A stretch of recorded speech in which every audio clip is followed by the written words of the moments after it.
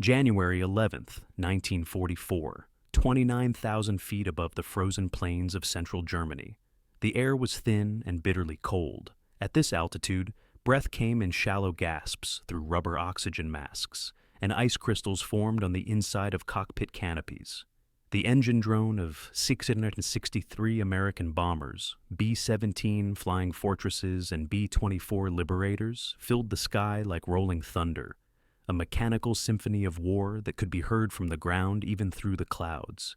Inside those bombers, young men from Iowa and Texas and Pennsylvania sat cramped at their stations, their fingers numb despite heated flight suits, watching the German countryside slide beneath them like a map made real. They were deep now, deeper than they had ever gone before, beyond the range where the thunderbolts could follow, beyond the point where the lightnings could turn back. Out here, in the killing zone, they were alone, and the Luftwaffe knew it. From air bases scattered across occupied Europe, German fighter pilots scrambled to their aircraft, Messerschmitt, Bf-109s, and Focke-Wulf 190s, machines that had been designed for exactly this kind of slaughter. They climbed through the winter sky in formation, their engines screaming, their cannon loaded, their pilots confident.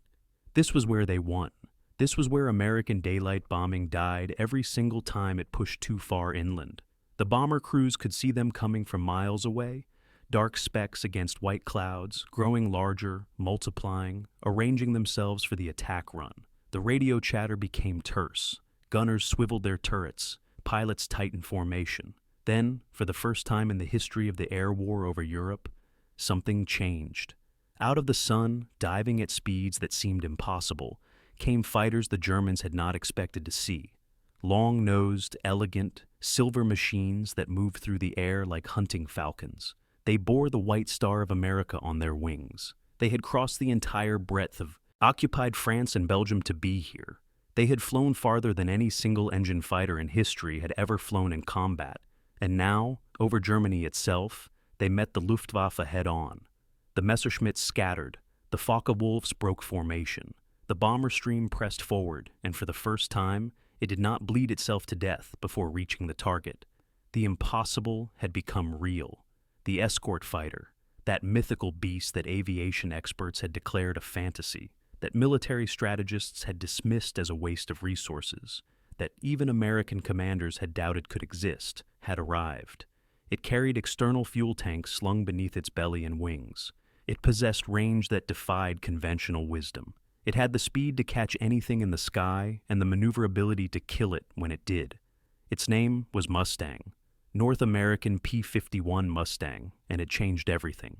The story of this transformation, from mockery to mastery, from impossible, dream to devastating reality, begins not in triumph, but in crisis, in the killing grounds above the Third Reich, where American air power was being bled white by a simple, immutable fact of physics and strategy. In 1943, the United States Army Air Forces had committed itself to a doctrine that much of the world considered insane: daylight precision bombing. While the British Royal Air Force had abandoned daylight raids after brutal losses in 1940 and 1941, choosing instead to bomb German cities by night with area attacks, the Americans insisted on a different path. They would strike by day. They would hit specific targets: factories, refineries, rail yards, submarine pens. They would destroy Germany's capacity to wage war, not by burning her cities, but by dismantling her industrial machine piece by piece. It was ambitious, it was bold, and it was, in theory, achievable because American bombers came armed to the teeth. The B-17 Flying Fortress carried 13 .50 caliber machine guns. The B-24 Liberator carried 10. Flying in tight formations, combat boxes of 18 to 27 aircraft, they created overlapping fields of fire that could theoretically shred any fighter foolish enough to press an attack. The doctrine held that these bombers could defend themselves, that their massed firepower would carry them through to the target and back home again. The bomber will always get through, the saying went. The men who planned the air war believed it. The crews who flew the missions wanted desperately to believe it. Reality was crueler. The Luftwaffe had learned. German fighter pilots discovered that attacking from head-on, diving from 12 o'clock high directly into the nose of a bomber formation, minimized their exposure to defensive fire. They mounted heavy cannon, 20mm and 30mm weapons that could tear a bomber apart with a single burst, in the noses and wings of their fighters. They perfected tactics of mass assault, throwing entire Geschwader of 40 or 50 fighters at a bomber stream, overwhelming the defenses through sheer violence and numbers. They developed air-to-air rockets that could be fired from outside the range of the bomber's guns. They positioned their fighters in layers, attacking continuously from the moment the Americans crossed the German frontier until the moment they staggered back across it hours later. And most critically, they understood the mathematics of fuel.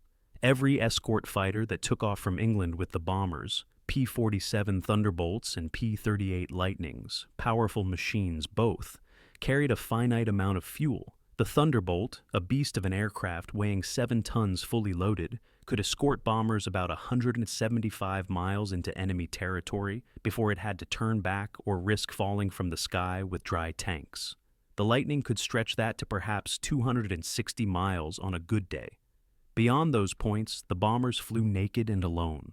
The Germans knew these numbers better than the Americans. It did. They tracked them, studied them, planned around them. Luftwaffe controllers on the ground watched the American formations cross the coast and simply waited. Let the escorts burn their fuel. Let them turn back. Then, when the bombers were defenseless, launch the massacre. Throughout 1943, the 8th Air Force suffered accordingly. On August 17th, in a raid against the Messerschmitt factory at Regensburg and the ball-bearing plants at Schweinfurt, the Americans lost 60 bombers out of 376 dispatched, a loss rate of 16%. 600 men dead or captured in a single day. The raid inflicted damage, yes, but damage that the Germans repaired within weeks. In October, the 8th Air Force tried again, sending 291 bombers back to Schweinfurt. They lost another 60, and this time, the air crews reached their breaking point. The statistical probability of surviving a 25-mission tour had become a grim joke. Men were being killed faster than replacements could be. Trained. The doctrine was failing. Daylight bombing, without fighter escort all the way to the target and back, was unsustainable. Either the Americans would have to abandon precision bombing and switch to British-style night raids, or they would have to solve a problem that most experts believed was unsolvable. They would have to build an escort fighter with the range to go anywhere the bombers went. The engineering challenges seemed insurmountable. Range in a fighter aircraft comes from fuel capacity, and fuel is weight, and weight destroys the very characteristics that make a fighter effective: speed, climb rate, maneuverability. A fighter hauling enough fuel to fly from England to Berlin and back would be a flying gas tank, a helpless target for nimble interceptors. Even if you could build such a beast, the doctrine said, it would be useless in combat. It would be a bomber escort in name only, a psychological comfort that would die the moment it met a real fighter in battle. This was the conventional wisdom. This was what the experts knew. And among those who mocked the very concept of the long-range escort fighter, few were more dismissive than the men who would eventually have to face it in combat. The fighter pilots of the Luftwaffe. They had spent years perfecting their craft. Many were veterans of the Spanish Civil War, of the Blitzkrieg campaigns across Poland and France, of the brutal air battles over Britain in 1940 and over the Eastern Front thereafter. They flew aircraft, the Bf-109G and the FW-190A, that were among the finest interceptors in the world, machines optimized for short-range, high-performance combat. They operated over their own territory, with ground control guiding them to their targets, with air bases beneath them for emergency landings. They could afford to carry minimal fuel to maximize performance, to fight at the very edge of their aircraft's capabilities. The idea that a single-engine fighter could fly from England to Berlin, a round trip of over 1,000 miles, and still have the fuel reserves and performance to fight effectively, was, to them, absurd. Let the Americans try. Let them build their flying fuel tanks. We will shoot them down, just as we shoot down everything else they send against us. This was the confidence of the Luftwaffe in late 1943. This was the certainty of men who had won every battle of attrition the bomber war had yet produced. They had the advantage of geography. They had the advantage of technology. They had the advantage of experience. What they did not yet understand was that, In a workshop in California, a team of engineers had already done the impossible.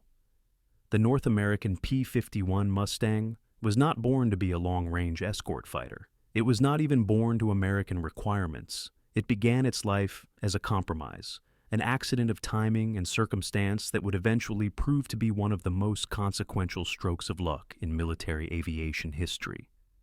In April 1940, as Nazi Germany was preparing to invade France and the Low Countries, the British Purchasing Commission approached North American aviation with an urgent request. Britain desperately needed fighters. The RAF was expanding frantically in anticipation of war with Germany, and British factories could not produce aircraft fast enough.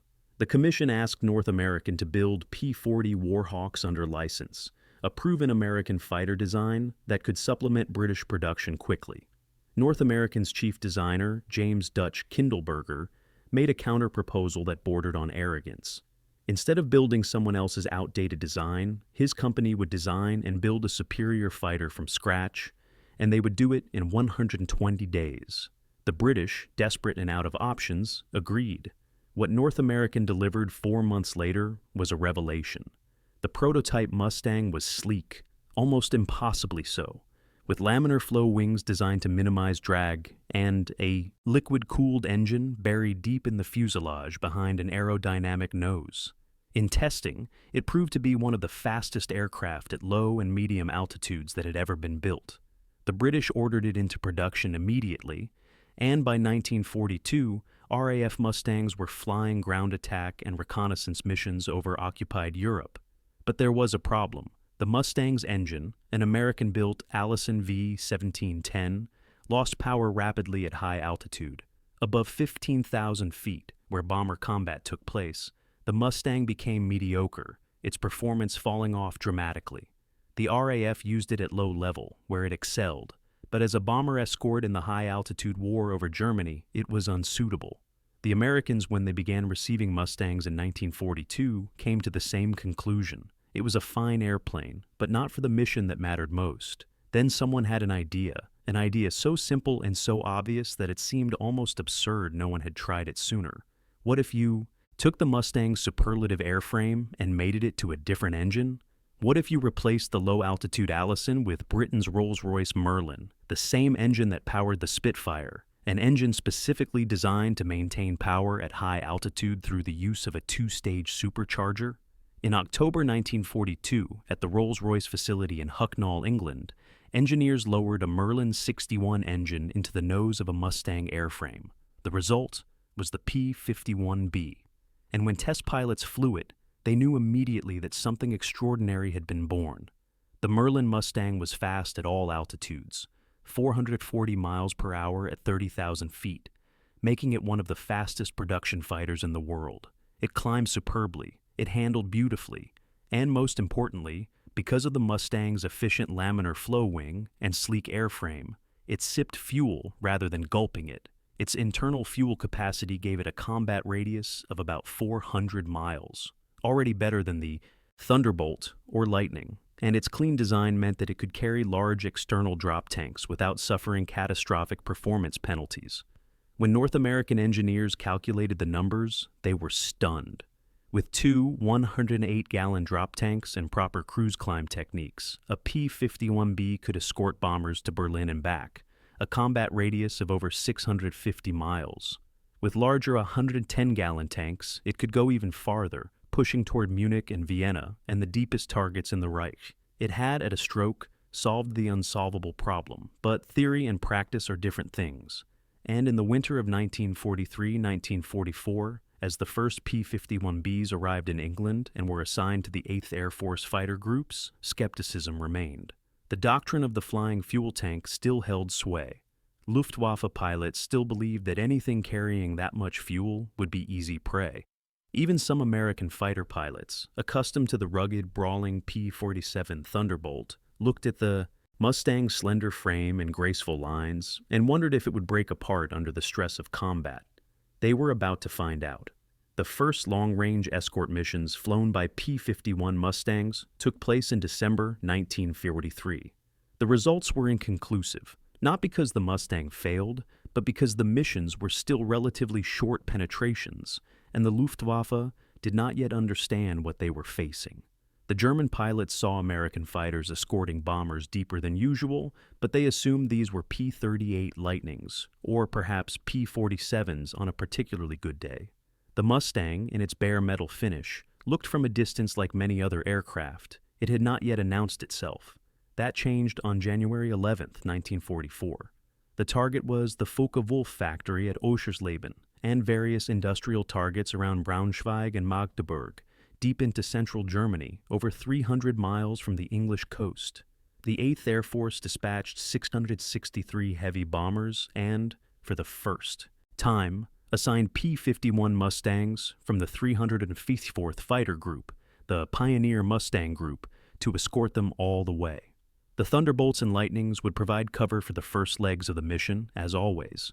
But when they reached their fuel limits and turned back, the Mustangs would continue forward with the bombers into the heart of Germany. The bomber crews did not quite believe it. Many of them had flown missions where they watched their escorts peel away, waggling their wings in apology, leaving the bombers to face the wolves alone. The idea that fighters would still be with them over the target seemed too good to be true. But as the formations droned eastward, crossing the Rhine, passing over the industrial Ruhr, pushing deep into Saxony and Thuringia, the silver Mustangs remained. And when the Luftwaffe scrambled to intercept, over 100 German fighters rising to meet the bombers, the Mustangs dove to meet them. What happened next shattered assumptions that had governed air combat doctrine for years. The P-51, despite carrying enough fuel to fly for 6 hours, despite having crossed most of occupied Europe to be there, fought like a purebred interceptor. It was faster than the Bf-109G in level flight. It could outturn the Focke-Wulf 190A at most altitudes. It had excellent visibility from the bubble canopy that North American had designed into later models. And most critically, it had endurance. German fighters, after climbing to altitude and engaging the escorts, had perhaps 20 to 30 minutes of combat fuel remaining before they had to disengage and head for home. The Mustangs, even after flying hundreds of miles, still had fuel to fight, to chase, to harry the Germans all the way back to their own airfields.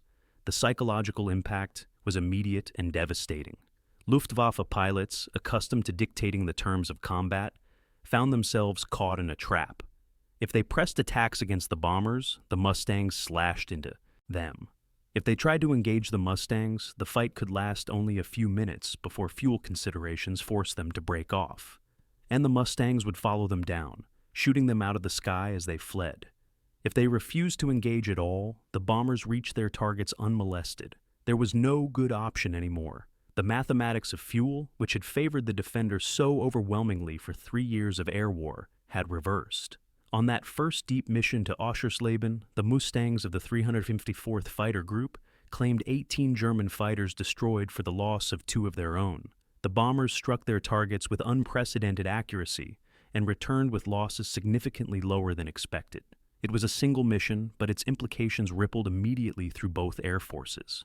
In England, the 8th Air Force commanders began receiving the reports and realized they had been handed a weapon they had not dared hope for. In Germany, Luftwaffe High, command read the intelligence summaries with growing alarm. The single-engine escort fighter, the thing that was not supposed to exist, was real, and it was lethal. But old beliefs die hard, especially among men who have staked their reputations and their lives on them. Many German pilots, hearing the reports, assumed their comrades had simply had an unlucky day. The Americans had gotten a few good pilots into fast aircraft. It was an anomaly. It would not last. They were wrong. And with every mission that followed, the evidence mounted. Overwhelming denial with brutal, undeniable reality. Through January and February of 1944, the P-51 groups multiplied. The 354th was joined by the 357th, then the 4th Fighter Group, one of the most storied units in the 8th Air Force, formerly the RAF's Eagle Squadrons, American volunteers who had fought in the Battle of Britain, which transitioned from P-47s to P-51s. More groups followed. Production at North American's plants in California and Texas ramped to full capacity, turning out Mustangs by the hundreds, then by the thousands. By March 1944, the P-51 had become the dominant escort fighter of the 8th Air Force, and the nature of the air war over Europe had fundamentally changed. The Luftwaffe, forced now to confront American bombers that were protected from takeoff to landing, attempted to adapt. They tried standing off and engaging the escorts before the bombers could be reached, hoping to exhaust the Mustang's fuel in prolonged dogfights. The Mustangs simply refused to be baited, staying close to the bombers until the Germans committed, then turning to fight with fuel to spare. The Luftwaffe tried massing their forces into Gefechtsverband, huge formations of 100 or more fighters attacking simultaneously from multiple directions. The Mustangs met them head-on, and the superior numbers meant little when the Americans had superior speed and endurance. The Germans tried launching their attacks earlier, hoping to catch the escorts before they reached full strength. The Americans began sending fighter sweeps ahead of the bomber stream, Mustangs racing out at high speed to clear the approach paths before the bombers even arrived. Every adaptation failed. Every tactical innovation was countered. The Luftwaffe, which had dominated the skies over Europe since 1939, was being beaten not by greater numbers alone, though American production was indeed overwhelming, but by a machine that did something Germany's best engineers had said was impossible. The P-51 had range without sacrificing performance. It had endurance without becoming helpless. It had proven that the long-range escort fighter was not a myth, not a fantasy, not a desperation gamble, but a viable, devastating weapon that could tip the balance of an entire theater of war. And the realization, when it finally came, was bitter. There is a recording, crackling and faint, captured by Allied intelligence from a Luftwaffe, radio frequency in March 1944. A German controller is directing fighters toward an incoming bomber raid. His voice is calm, professional, relaying vectors and altitudes. Then a pilot breaks in, his transmission clipped and urgent. Indianer! Indians, the Luftwaffe code word for enemy fighters. A pause. Then another voice, younger, tighter. They're everywhere. They won't leave. Another pause, longer this time. Then a third voice, and in it you can hear something that had been absent from German fighter transmissions for years. Fear. They followed us home, all the way to the field. They are still up there. That was the moment. Not a single dramatic battle, not a decisive clash, but the slow, grinding realization that the rules had changed, that the sky over Germany was no longer safe, that the hunters had become the hunted. The Luftwaffe had mocked the escort fighter because they believed, because everything they knew told them, that it could not exist. They were not fools. They were experienced, skilled professionals operating on the basis of sound engineering principles and combat-tested doctrine. And they were wrong. The Mustang proved them wrong by existing, by flying, by fighting, by winning. The symbolic weight of the P-51's success came to rest on a single recurring element, one that appeared in after-action reports and pilot debriefings and intelligence summaries with increasing frequency: the drop tank. It was an ungainly thing, a teardrop-shaped canister of stamped aluminum or impregnated paper, holding 75 or 108 or 110 gallons of gasoline, bolted to a hard point beneath the wing or fuselage of the fighter. It was aerodynamically crude. It added drag. It was disposable, jettisoned the moment combat began, tumbling away to crash in some French field or German forest. It was, by any aesthetic standard, ugly, but it was the key. The drop tank was the bridge between impossibility and reality. It extended the Mustang's range from good to extraordinary, from competitive to unmatched. And more than that, it became a physical symbol of American abundance, of an industrial capacity so vast that it could afford to throw away thousands upon thousands of fuel tanks, never recovering them, never reusing them, simply building more and more and more because the resources to do so were effectively limitless. German pilots began to recognize the drop tanks as harbingers. When they saw them falling away from American fighters at high altitude, glinting silver as they tumbled, they knew combat was imminent. The tanks appeared in intelligence photographs, scattered across the countryside of occupied France and Belgium and Holland, physical evidence of the deepening reach of American air power. They littered air bases across southern England, stacked in enormous piles awaiting the next mission. To American ground crews, they were routine. To German intelligence officers, analyzing reconnaissance photos, They were deeply unnerving. The drop tank represented something that Germany, by 1944, could no longer match: surplus. The Luftwaffe was conserving everything: fuel, ammunition, even engine hours on their fighters. Every sortie had to be carefully calculated against dwindling reserves. Every loss of aircraft or pilot was increasingly irreplaceable. The Germans fought with precision and efficiency because they had no choice. And here came the Americans, throwing away fuel tanks by the tens of thousands, sending fighters on 6-hour missions as though gasoline were free, replacing losses faster than the Luftwaffe could inflict them. The mathematics of attrition, which Germany had used so effectively against the Soviets and British in earlier years, had turned against them with crushing force. One Luftwaffe pilot, shot down over France in April 1944 and taken prisoner, was interrogated by American intelligence officers. The transcript of that interrogation survives in the archives. When asked about the P-51, the pilot was silent for a long moment. Then he said, through a translator, "We knew you had more of everything. More bombers, more pilots, more factories. But we thought we had better aircraft, better training. We thought that would be enough. Then your Mustang came, and it was better than ours, and you had thousands of them. That is when we knew. That is when we knew." Not that Germany would lose the war. That outcome had been likely since Stalingrad, since El Alamein, since the tide had turned on multiple fronts. But that the sky, which had been contested, which had been a place where skill and courage could still matter, where the Luftwaffe could still win tactical victories even as the strategic situation deteriorated, that sky was lost. The bombers would get through. The factories would burn. The refineries would be smashed. The rail yards would be cratered. And there was nothing anymore that German fighters could do to stop it. By the time of the Normandy invasion in June 1944, the transformation was complete. The P-51 Mustang dominated the skies over Europe. Allied bombers struck targets across the length and breadth of Germany with relative impunity, their loss rates dropping from unsustainable to manageable. The Luftwaffe, starved of fuel and replacement aircraft, increasingly ceded control of the air. German fighters rose to challenge the bombers less and less frequently, not because their pilots lacked courage, but because the missions had become suicide. The Mustangs were always there, waiting, hunting. The strategic bombing campaign that had nearly collapsed in late 1943 surged forward with renewed ferocity. Oil refineries at Ploesti, synthetic fuel plants across Saxony, aircraft factories in Bavaria, all came under sustained, systematic attack. The German war economy, which had weathered the early years of bombing with remarkable resilience, began to fracture under the cumulative weight of precision strikes that the Luftwaffe could no longer prevent. Fuel shortages crippled Wehrmacht operations.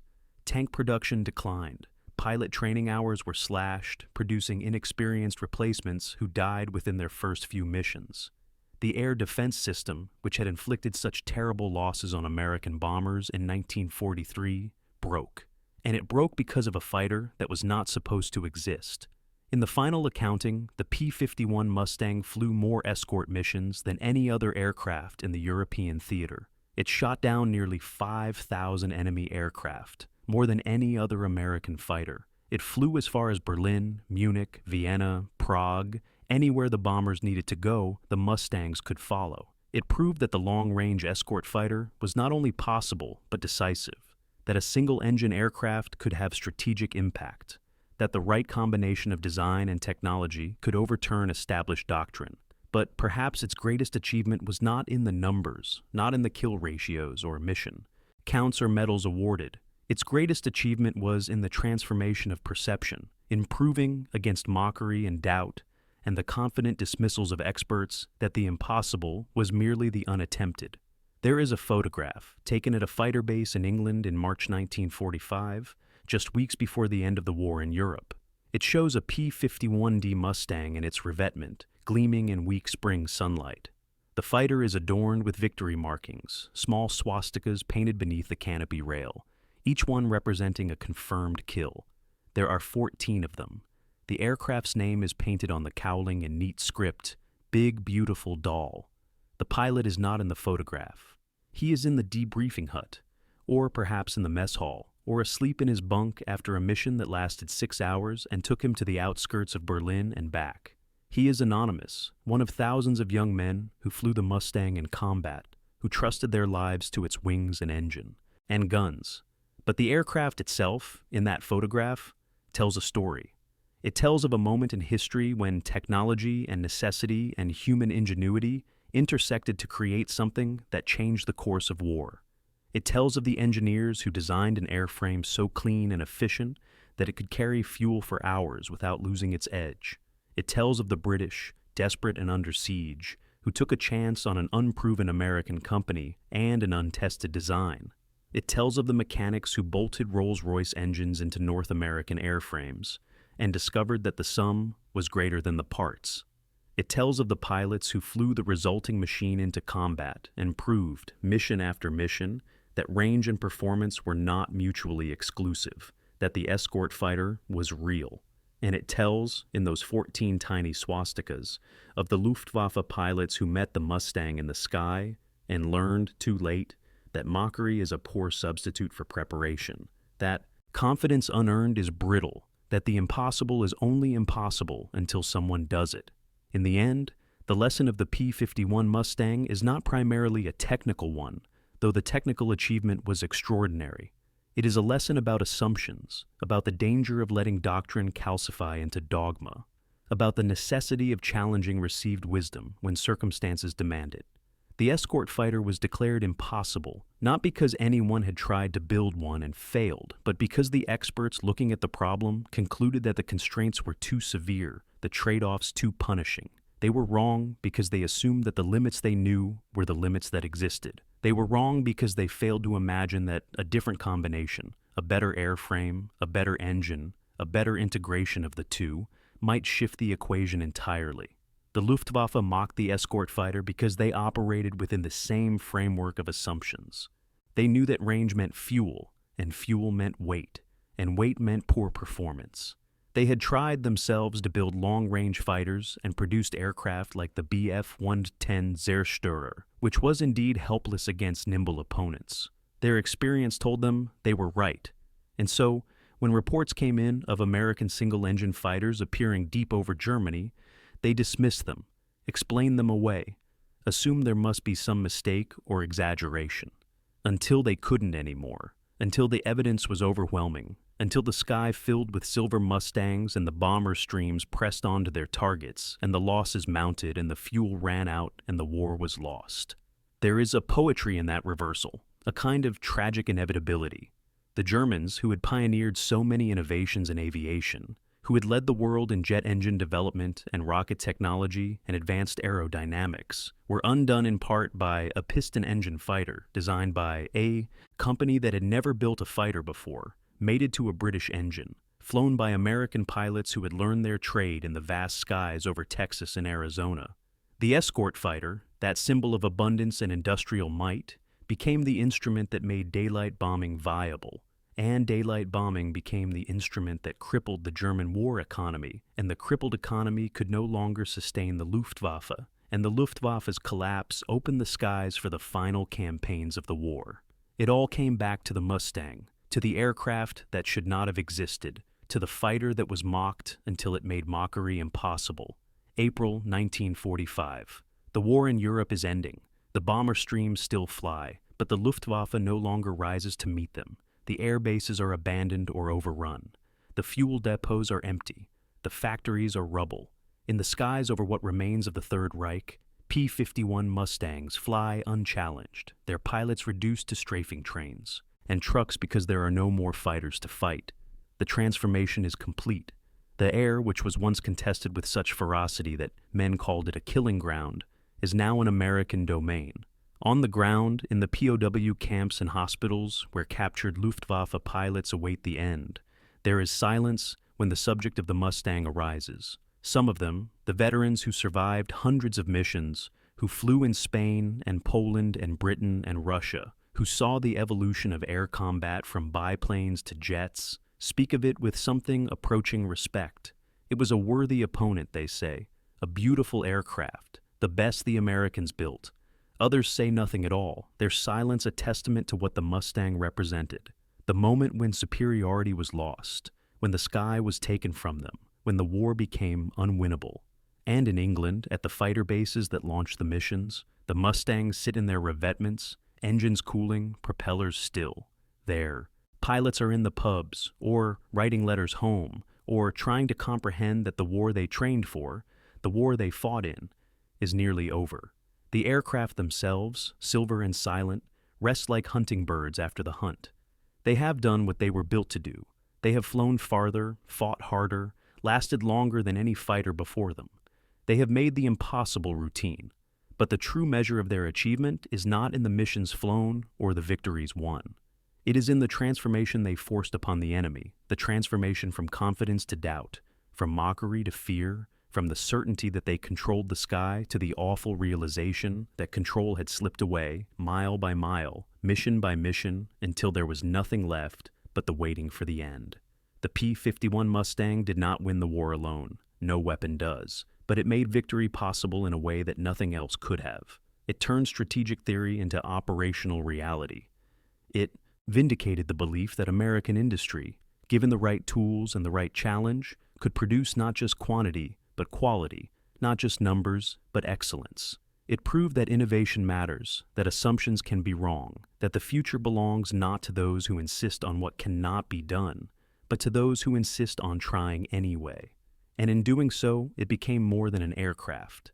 It became a symbol of a larger truth about freedom and abundance and the capacity of free societies to adapt and overcome. The Mustang flew on fuel that democratic industry produced in staggering excess.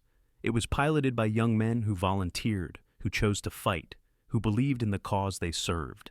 It was designed by engineers who were free to innovate, to challenge orthodoxy, to say, we can build something better, and then prove it.